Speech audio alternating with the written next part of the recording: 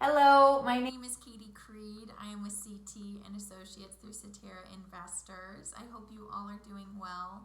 Today's topic Tuesday is going to be a little different. It's going to be more of a talking piece, not so much of an education piece, even though I do think it's educational. I was watching a program, and granted that program was not stating just full facts and figures, but it got me thinking, and I couldn't not make a video about it. So here we go. The statement that was made was men invest their money and women donate it. And that really hit me. Think about it. Men invest their money, women donate it. I don't know, but it hit me and the feelers, and I wanted to talk about why it impacted me, why it took me aback, why it impacted me so much that I needed to make a video to speak about this. So one of the huge reasons is, what kind of career choices do women tend to make?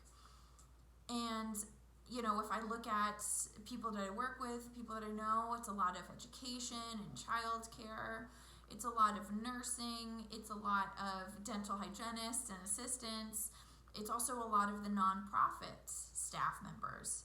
So when I'm thinking about those different industries and those different groups of people, how often those groups are wildly underpaid. That's donating their time because they feel like it's a fantastic cause and they need to do this. They need to do this service work. Then I'm also thinking about how much emotion goes into all of those industries. It's pretty significant. And I think that's why women often, not all the time, you can't ever make a clear, this is the only way, but I think oftentimes women tend to make decisions as to what kind of career choices they want, based off of what good are they going to be doing for the world, or what's their emotional pull towards it.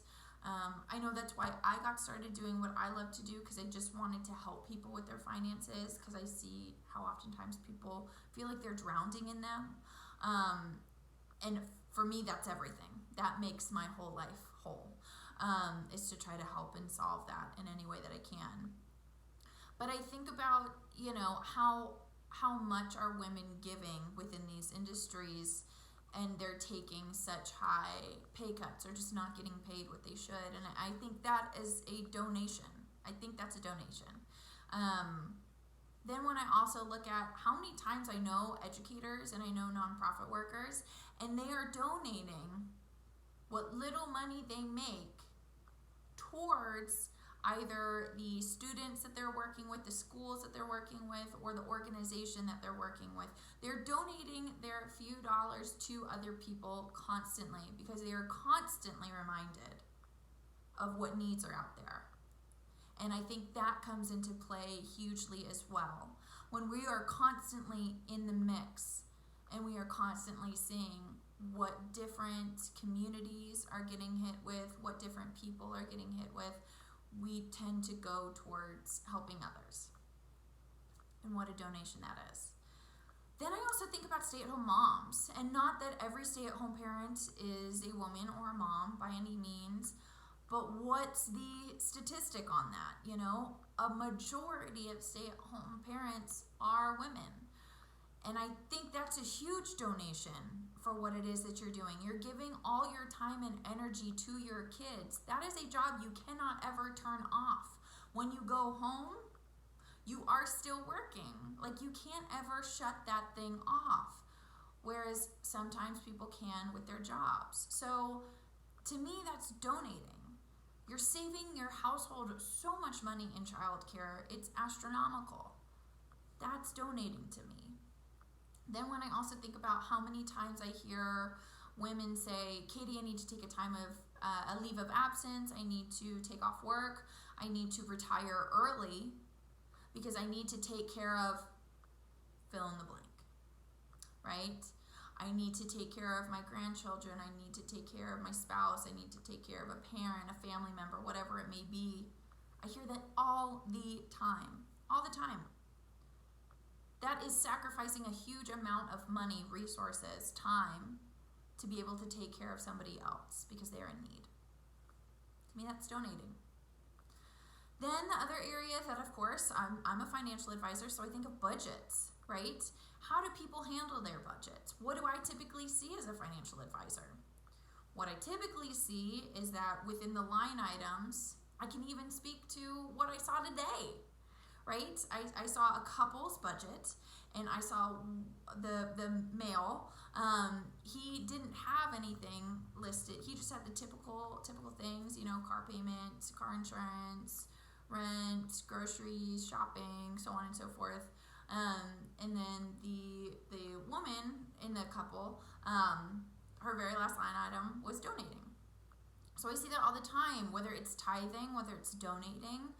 The amount of money that I tend to see coming out of women's pockets to different organizations that they feel passionate about is significant. But what I also see is that most people don't account for that in their budget. Now, some people can start to see it if they really start taking a look at what it is that they're spending, but oftentimes donating tends to be mentally a different thing. It's very emotional typically, meaning I see a need, I see other people need assistance, and I know I can do something. I know I can give something. I have more than what I need, right? But when people do that and they don't account for it in their budget, you're taking away from something else.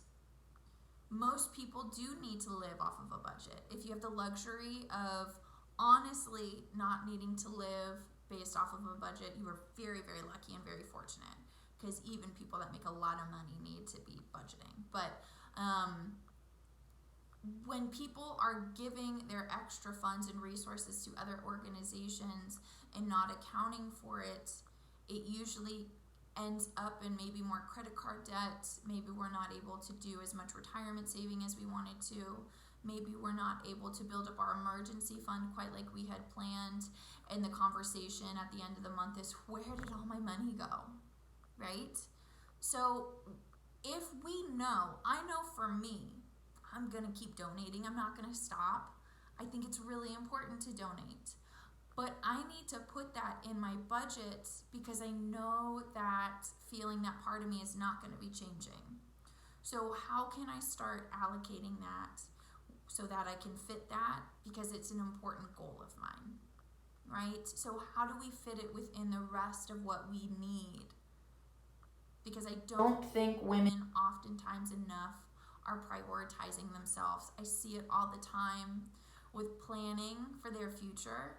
And when I'm talking to people about goals, the number of times I hear women say their number one goal is, I gotta make sure that my kids can go to college. I have to save whatever I can to make sure that they don't have as much student loan debt as possible so that I can pay for all of it, so I can pay for some of it.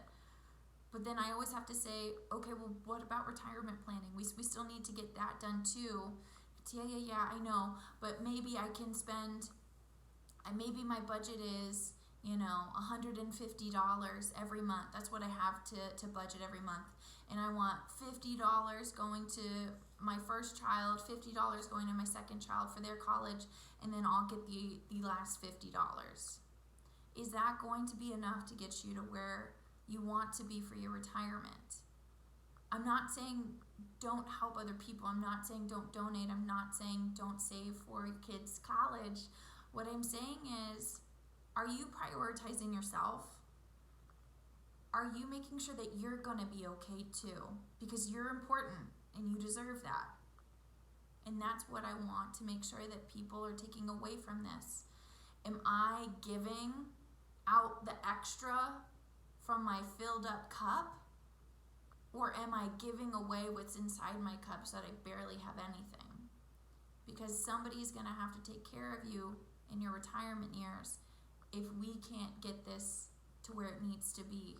And we need to make sure that you're important and you're valued and you're taken care of too. So that's just my space there. When I'm looking at the financial industry as a whole, right? I work in the financial industry. We have not done a good enough job for women. I will fully admit to that. And that's a huge reason why my business partner, Abbey, Toye, and I wanted to do CT and Associates is because we see that there's such a huge need with women in the LGBTQ plus communities where they've just been underserved. And a lot of the reasons why they've been underserved is because the industry thought, well, they don't have any money, right? They're not of value. Why should I be marketing towards a group of people that don't have any money? That's gross. It's also something where we need to be honest about women populate 50% of the population. They matter, they're important. In the LGBTQ plus communities, they absolutely matter. And there's a lot of people who are scared to come out because they're then considered others or not matter. It's just, anywho, I could go on a tangent for that. But the marketing and the targeting within our industry has not been equal. Also, what I hear so often, and it breaks my heart, people say, well, I have met with a financial advisor in the past. We've met with a financial advisor in the past, speaking about somebody and their significant other. And that financial advisor did not make eye contact with me, did not speak to me. It was like I wasn't even there. And that breaks my heart because shame on that person. But what you can do is you can pick and choose who you want to work with. And you can find advisors out there that are going to put you as a priority as well, because you are. So if you're ever in a situation where you don't feel comfortable with the person, maybe that's not the person for you, and you need to find a better fit, because there are people out there that want to help. I also tend to think about what I get asked on appointments often. The number of times I get told or asked, and people say, women primarily, this might be a dumb question, but it's not a dumb question. None of your questions are dumb. That's a confidence thing. That's something where women have been told you're not good with money. Women can't be good with money. You all spend too much. You're all too emotional. Blah, blah, blah, blah, blah. No, it's not a dumb question. Our education system does not talk about any of this. You asking means the world to me. I want you to ask questions because they're good and they're healthy, and it means that you're paying attention, and that's so exciting, and you want to do better. You want to know what your options are, and that's good. So please don't ever feel like you need to make the statement, this might be a dumb question, because it's not. It's not a dumb question. And if anybody makes you feel that way, find a different person. I don't want finance to be intimidating. It doesn't need to be intimidating. The industry has a history of talking down to people, using very technical terms, not getting creative or maybe repeating enough certain things. So ask your questions. If it's not making sense, ask for them to repeat it. Find somebody who connects with you better in their references or their analogies or whatever it may be, but it doesn't need to be intimidating. This is something that we all have to utilize and we all have to face. So it should not be scary. And it doesn't need to be. I promise you that.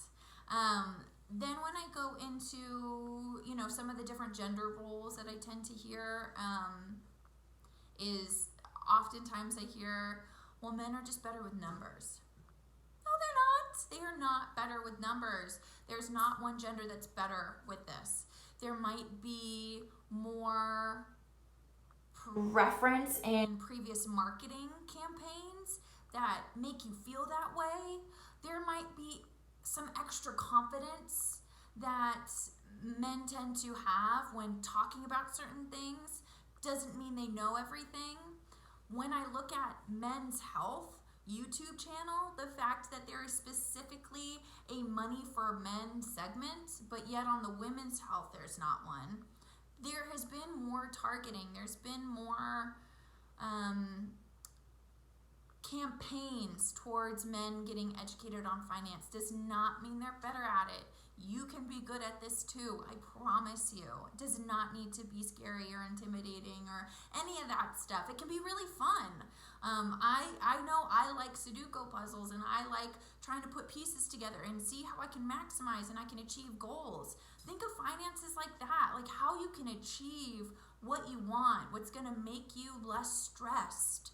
And what's going to make you less stressed is knowing all your options are, and having a really good person on your team to help guide you through this, and having that person so that you can talk to them very frequently about these things, because life's going to change, and that's okay. And you want somebody who's going to go through this with you and go at your own pace. That's another big thing.